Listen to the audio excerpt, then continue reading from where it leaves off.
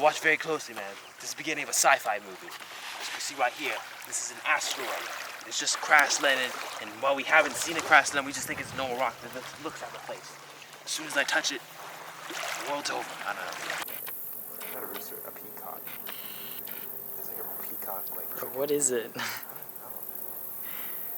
know. Bro, it's so funny looking.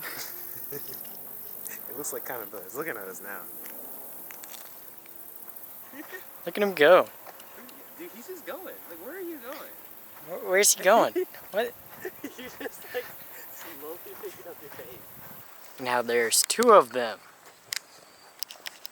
He got his cooch, bro. Oh no, don't push the cooch away. Oh, you can't be leaving the cooch, bro. Bruh, bruh, bruh, bruh, bruh.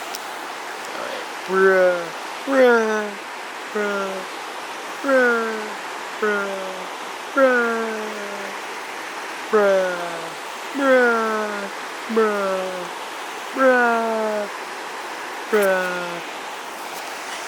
Hey bro, do you need a shoe? Cause I got a spare one.